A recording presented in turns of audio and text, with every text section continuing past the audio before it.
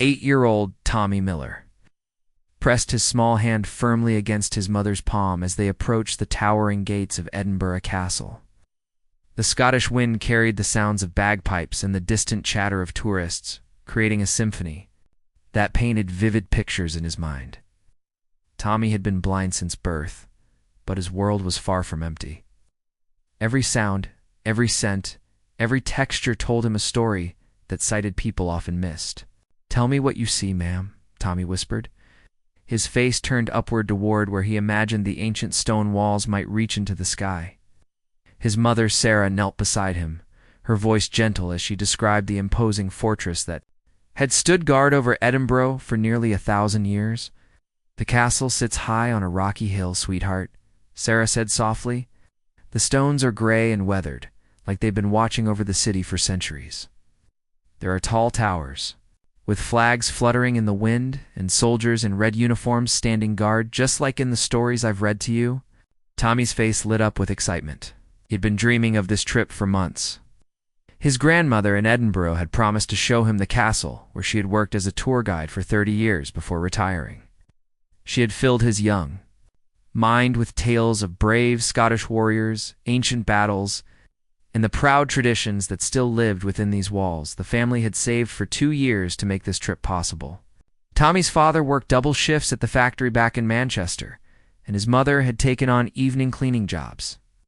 They knew how much this meant to Tommy, who had become fascinated with Scottish history after his teacher read him stories about Robert the Bruce and William Wallace.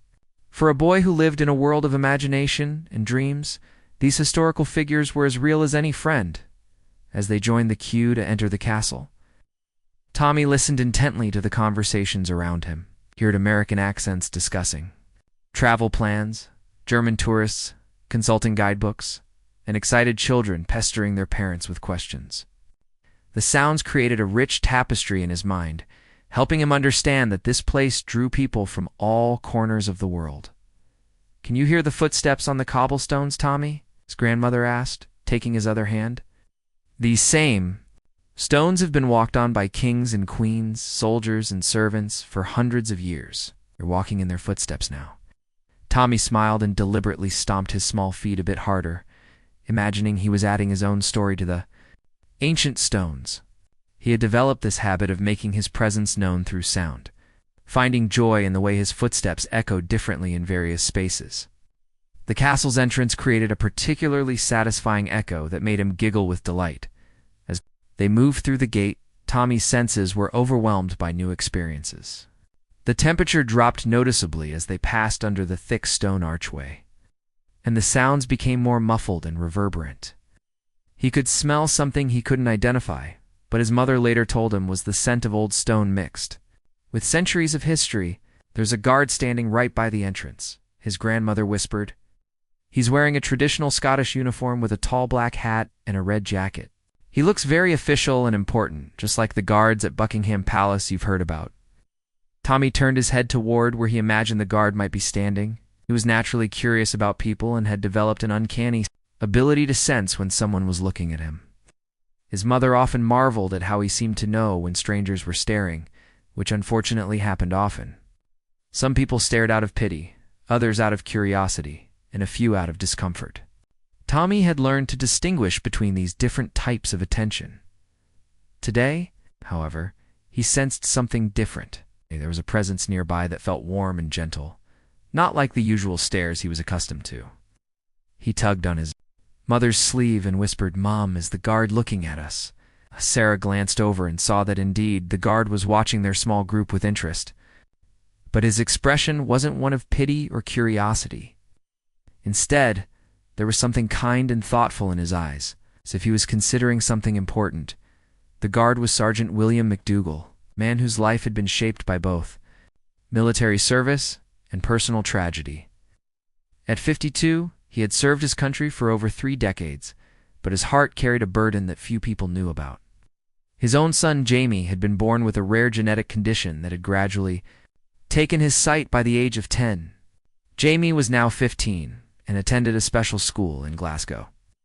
But every day, Sergeant MacDougall thought about the challenges his boy faced in a world not designed for those who couldn't see, as Tommy and his family approached the castle entrance.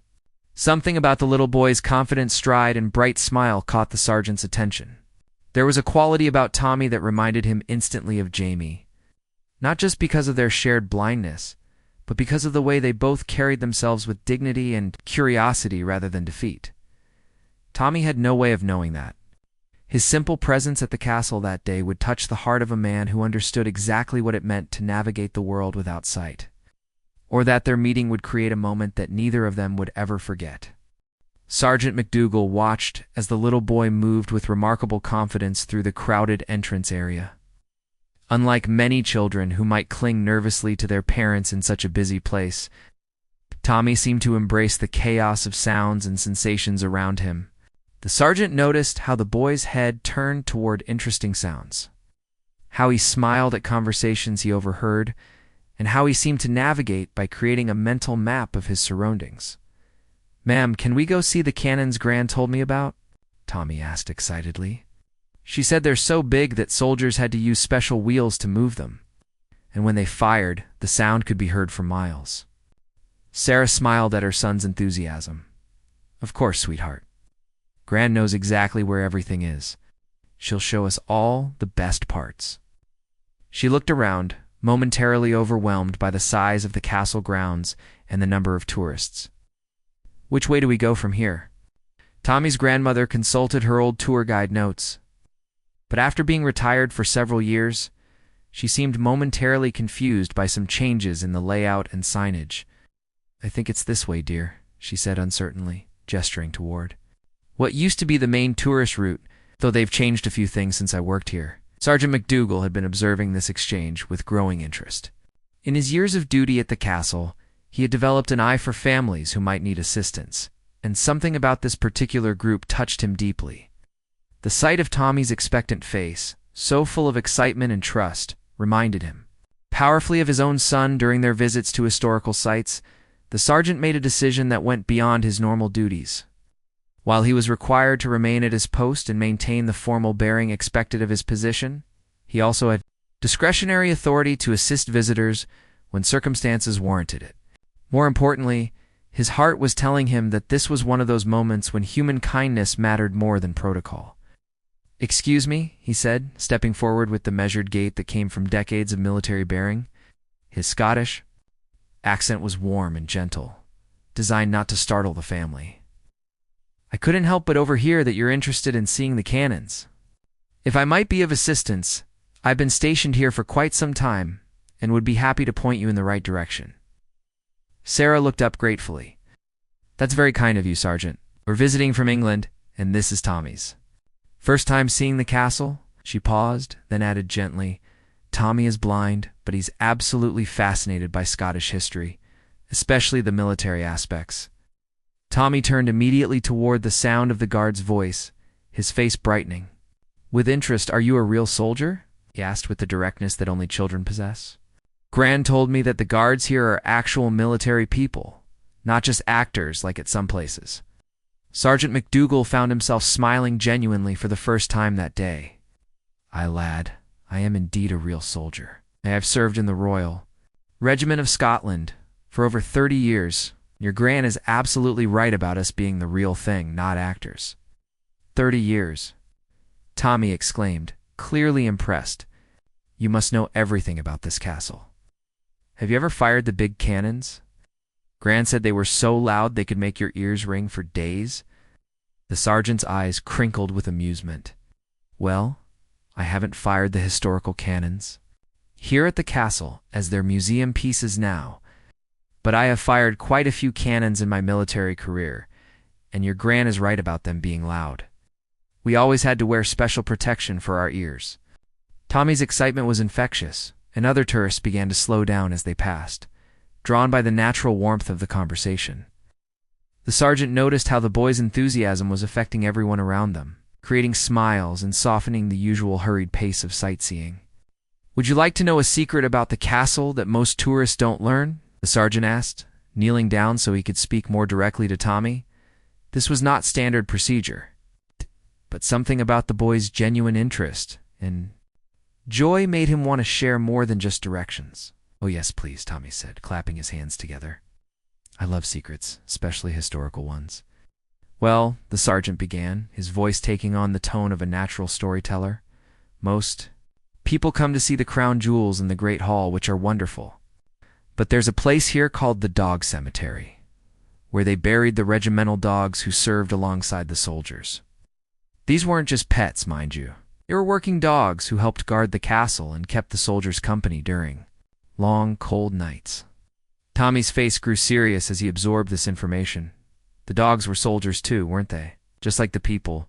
Exactly right, lad. They had important jobs, and they did them faithfully, just like any good soldier. The sergeant was struck by how quickly Tommy understood the concept of duty and service. Even at such a young age, Sarah and Tommy's grandmother exchanged glances. Both moved by the gentle way this professional soldier was taking time to connect with their boy. They could see that this wasn't just politeness or duty, but genuine interest and kindness. "Sergeant Tommy," said thoughtfully, "could you maybe show us some of these special places? I mean, if you're allowed to, and if you have time. It would be much more interesting than just following the regular tourist signs." The request hung in the air for a moment. Sergeant McDougal looked at this small boy whose blindness hadn't dimmed his curiosity or enthusiasm. And he made another decision that his superiors might question, but his heart absolutely supported. "Well, Tommy," Sergeant McDougal said after a moment's consideration, "it happens that I'm due for my break in about 10 minutes. And I can't think of a better way to spend it than showing a fellow history enthusiast some of the castle's hidden treasures." He stood and addressed the family formally. "If you'd like to wait here for a few minutes, I'll arrange for someone to cover my post. Then I'd be honored to give you a personal tour." Tommy's face absolutely beamed with excitement. "Really? A real soldier is going to give us a private tour?" He turned to Ward, where he thought his mother was standing. "Ma'am, did you hear that? This is even better than I imagined." Sarah felt her eyes welling up with tears at her son's joy, but also at the unexpected kindness of this stranger. "Sergeant, that's incredibly generous of you, but we don't want to impose on your time off. I'm sure you have other things you'd rather do." The sergeant's expression grew thoughtful, and for a moment, his professional composure slipped slightly. "Actually, ma'am, if I'm being honest, there's nowhere else I'd rather be right now. Your boy reminds me of someone very special to me, and it would be my genuine pleasure to share some of the stories these old stones could tell." Tommy's grandmother, with her years of experience as a tour guide, recognized something in the sergeant's tone that suggested a deeper story. She had seen many guides over the years. She could tell the difference between someone doing their job and someone sharing from their heart. "That's very kind of you, Sergeant," she said gently.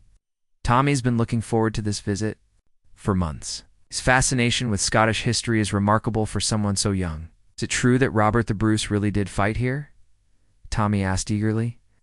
"And that the castle was captured and recaptured so many times that they lost count?" Sergeant McDougal chuckled. "Well, the castle has certainly seen its share of battles over the centuries. Though Robert the Bruce actually had the castle destroyed in 1314 to prevent the English from using it as a stronghold.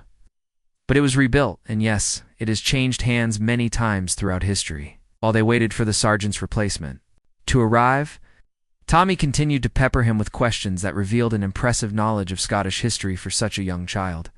The sergeant found himself genuinely impressed by the boy's understanding of complex historical concepts and his ability to connect different events and periods. "Tommy, how do you know so much about all this?" the sergeant asked. "You speak about these historical figures like you've met them personally." Tommy grinned. "My teacher, Mrs. Henderson, reads to me every day during lunch break because the other kids are usually playing football and I can't really join in properly," she started. "With simple stories, but I kept asking for more complicated ones. Then Gran started sending me books on tape about Scottish history, and Mum and Dad take turns reading to me every night." The sergeant felt a familiar tightness in his chest. His own son had faced similar challenges with playground activities.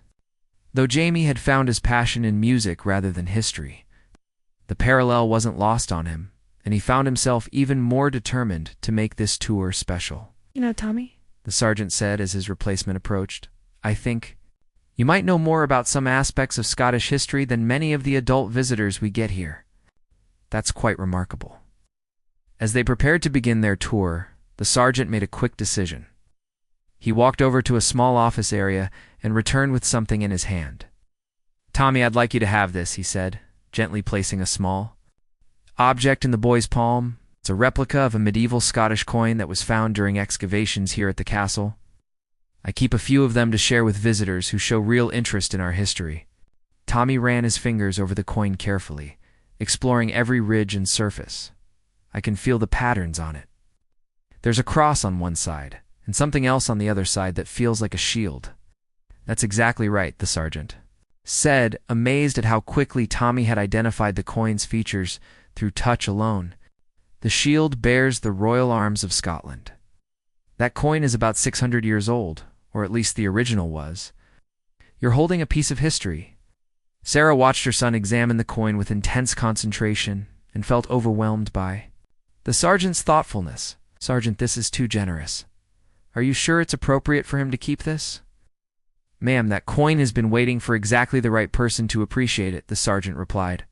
"I can't think of anyone more deserving than someone who understands that history isn't just about dates and names, but about the people who lived and worked and fought in these places." Tommy carefully tucked the coin into his jacket pocket, treating it with the reverence it deserved. "I'll treasure this forever," he said solemnly. "When I get home, I'll research everything about this type of coin and the time period it comes from." "I have no doubt you will," the sergeant said warmly. "Now then, shall we begin our tour? I think the first stop should be those cannons you wanted to see. But I know a special vantage point where you can actually touch one of the smaller ones with permission, of course." As they began walking deeper into the castle grounds, the sergeant fell into step beside Tommy, describing not just what could be seen, but what could be heard, smelled, and felt. His natural instincts as a father, combined with his professional knowledge as a longtime castle guard, created a unique perspective. That brought the ancient fortress to life in ways that no standard tours could match. As they made their way through the castle grounds, Sergeant McDougal found himself describing the environment in ways he had never done before. Instead of simply pointing out visual landmarks, he focused on helping Tommy understand the space through his other senses. "Can you feel how the wind changes here, Tommy?" the sergeant asked as they approached the battery where the famous cannons were displayed. "We're getting close to the edge of the castle rock, where it drops away steeply toward the city below. The wind comes up from the valley and hits these old walls, creating currents and eddies that the soldiers would have felt hundreds of years ago."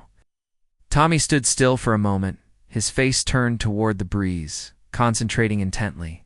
"Yes, it feels different here, stronger and cooler. And I can hear something different too, like the sound is more open, less enclosed." "Exactly right," the sergeant said, impressed by Tommy's perceptiveness. "You're hearing the difference between sounds bouncing off walls and sounds that have open space to travel through. The soldiers who manned these cannons would have used those same sensory cues to understand their environment." They approached the massive cannons that dominated this section of the castle's defenses.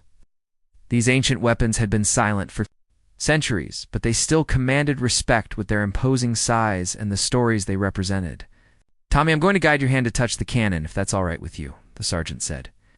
"These particular cannons are replicas of the originals, so it's perfectly safe to explore them." Tommy nodded eagerly and extended his hand. The sergeant gently guided him to the cannon's barrel, letting him feel the smooth, cold metal and the massive circumference of the weapon. "It's enormous," Tommy exclaimed, his hands moving along the surface to get a sense of the cannon's size. "How heavy must this be?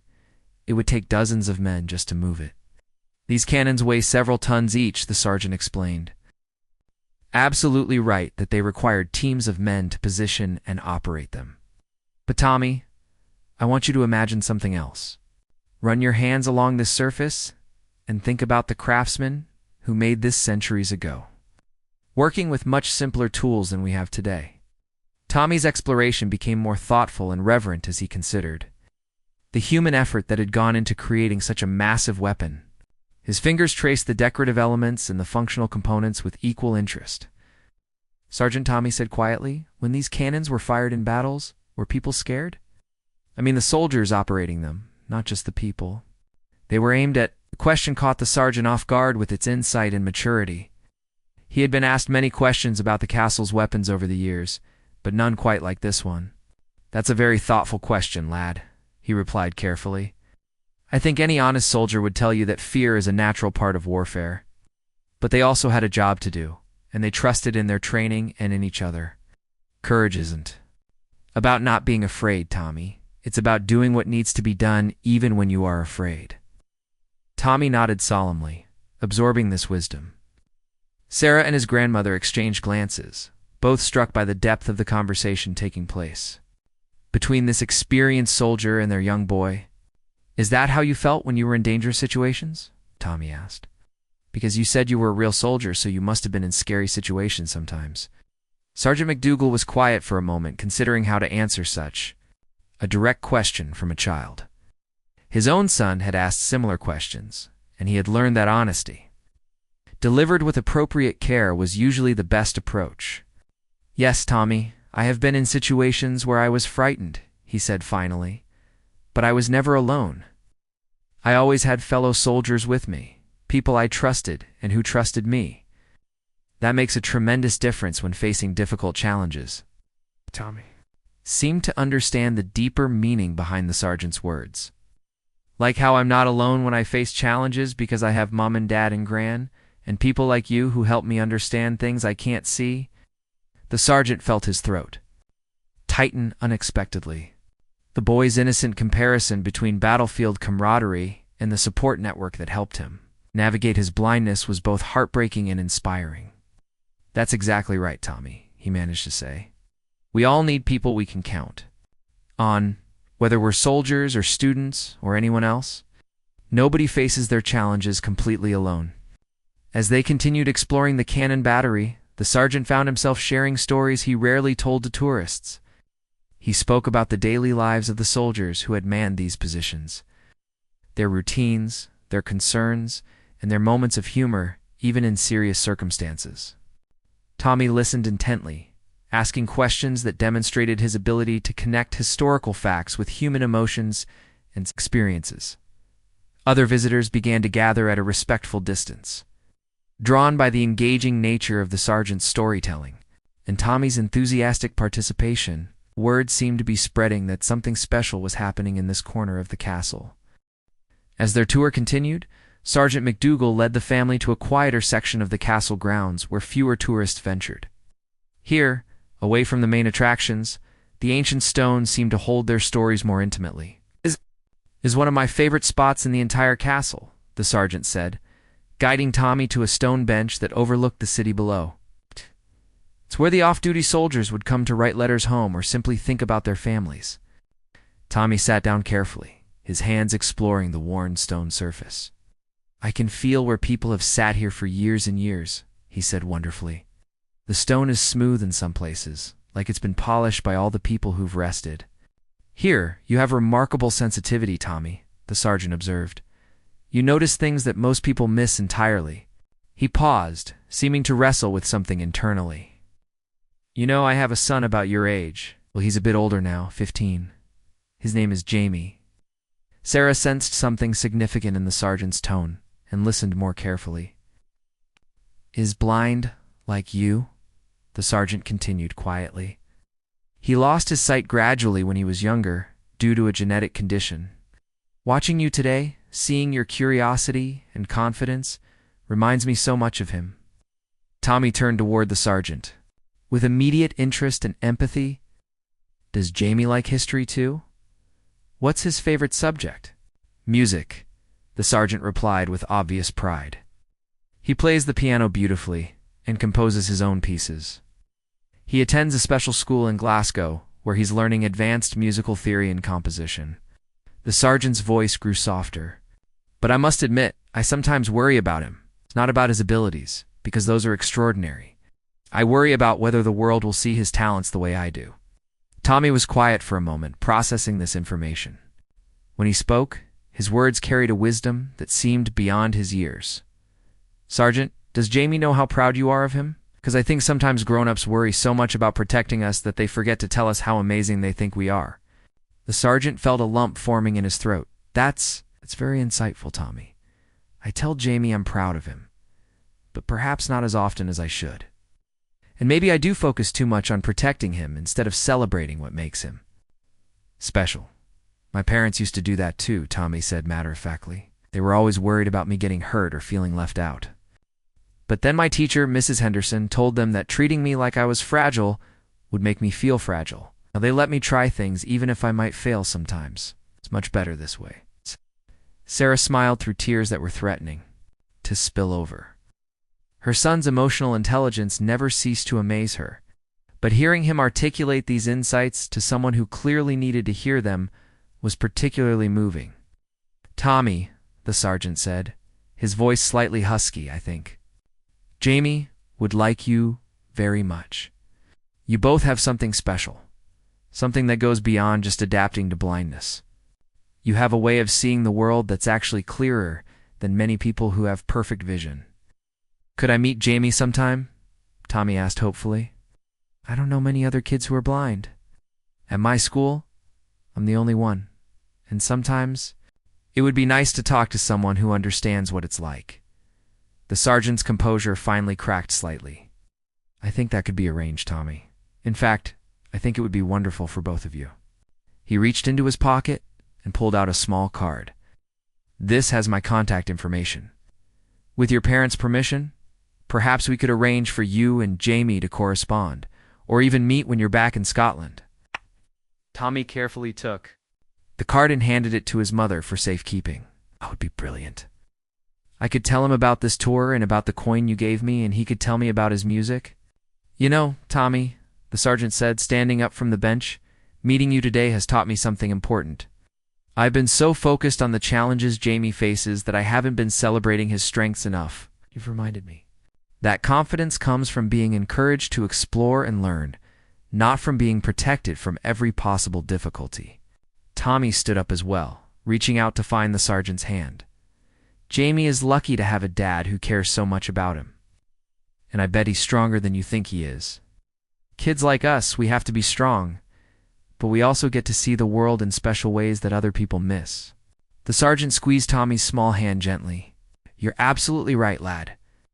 Both you and Jamie are stronger than I give you credit for. Thank you for reminding me of that."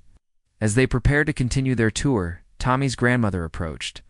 The sergeant quietly, "Sergeant McDougal, I can see that this conversation has been meaningful for you. As a former tour guide, I've witnessed many interactions over the years, but this one is truly special. Your kindness to Tommy will be remembered by our family forever." The sergeant nodded gratefully. "Actually, ma'am, I think Tommy has given me far more than I've given him. Sometimes it takes the wisdom of a child to remind us adults what's really important." They spent the next hour exploring more hidden corners of the castle with the sergeant, continuing to share stories and Tommy asking increasingly sophisticated questions. But the emotional connection forged during their conversation on the stone bench had transformed their tour from a simple sightseeing experience into something much deeper and more meaningful. As their extraordinary tour drew to a close, Sergeant McDougal led Tommy and his family back toward the main entrance of the castle. The afternoon sun was beginning to cast long shadows across the ancient stones, and the crowds of tourists were starting to thin as people headed back to their hotels and restaurants. "Tommy," the sergeant said as they walked slowly through the courtyard, "before you leave, I want to show you one more special place. It's not on any of the official tour routes, but I think you'll appreciate it." He guided them to a small alcove near the castle chapel, where a simple bronze plaque was mounted on the wall. This memorial honors all the soldiers who served at Edinburgh Castle over the centuries, including those who never came home from various conflicts. But what makes it special is that it was designed to be experienced through touch as well as sight. Tommy approached the plaque carefully, and the sergeant guided his hands to explore its surface. The bronze had been crafted with raised lettering and symbolic images that could be felt and understood without vision.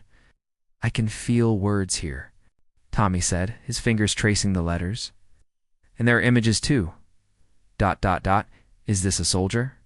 "Yes, and there's a castle, and symbols representing different regiments that served here," the sergeant explained. The artist who created this understood that not everyone experiences memorials the same way.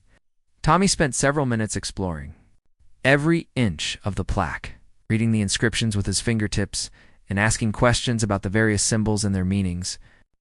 His family watched in silence, moved by the reverence he showed for this tribute to fallen soldiers. Sergeant Tommy said finally, stepping back from the memorial, "When I grow up, I want to do something that honors brave people like this. Maybe I can't be a soldier because of my eyes, but there must be other ways to serve and help people." The sergeant knelt down beside Tommy one final time. "Tommy, you're already serving and helping people, just by being exactly who you are. Today, you've helped me understand my own son better, and you've reminded me what courage really looks like. It's a kind of service that's just as important as any uniform." Sarah finally spoke, her voice thick with emotion. "Sergeant McDougal, I don't know how to thank you for what you've given Tommy today. This experience will stay with him forever." "The thanks are entirely mine, ma'am," the sergeant replied. "Tommy has reminded me why I love this old castle, and the stories it holds. More importantly, he's helped me see my own son with clearer eyes." Tommy reached into his pocket and carefully pulled out the replica coin the sergeant had given him earlier. For a moment, Sarah thought he was going to offer it back, but instead he held it tightly in his palm. "Sergeant, I want you to know that every time I hold this coin, I'll remember not just the history it represents, but the kindness you showed me today. And I'll remember what you taught me about courage and friendship." The sergeant felt tears threatening for the first time in years. "Tommy, lad, you keep that coin, and remember that you have friends in Scotland. And remember that being different doesn't make you less capable. It makes you uniquely valuable." As they prepared to part ways, Tommy asked one final question. "Will you tell Jamie about me? Will you tell him about our tour and how we talked about being brave?" "I will indeed," the sergeant promised. "And I think it will mean a great deal to him to know there's another young person out there who understands his world and believes in his potential." Tommy's grandmother stepped forward and shook the sergeant's hand warmly. "Sergeant, in my 30 years as a tour guide here, I never witnessed anything as meaningful as what happened today. You've given us more than a tour. You've given us a memory that will last a lifetime." As the family began to walk toward the castle exit, Tommy called back over his shoulder, "Sergeant McDougal, don't forget to tell Jamie how proud you are of him, and tell him that his friend Tommy from England is looking forward to hearing his music someday." The sergeant stood watching as they disappeared through the gate, Tommy's confident stride and bright smile leaving a lasting impression on everyone they passed. Other guards and castle staff who had witnessed parts of their tours throughout the day smiled and nodded approvingly at their colleague, recognizing that something special had taken place. That evening, Sergeant McDougal called his son Jamie in Glasgow. For the first time in months, their conversation focused not on challenges and concerns, but on achievements and possibilities. He told Jamie about Tommy, about the young boy's confidence and curiosity, and about the wisdom that had come from such an unexpected source. "Dad," Jamie said after hearing the story, "I'd like to compose a piece of music for Tommy, something that captures the feeling of exploring an ancient castle through sound instead of sight. Do you think he'd like that?" "Jamie," his father replied, his voice filled with pride and love, "I think that would be the most wonderful gift anyone could give him."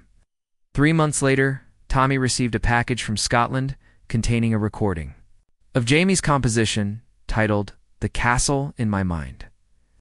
As he listened to the music, with its soaring melodies that seemed to echo off ancient stones and gentle themes that spoke of friendship across distances, Tommy smiled and fingered the old coin in his pocket. The kindness of one guard had created connections that would last a lifetime, proving that sometimes the most meaningful tours are the ones that lead not just through historical sites, but through the geography of human compassion and understanding.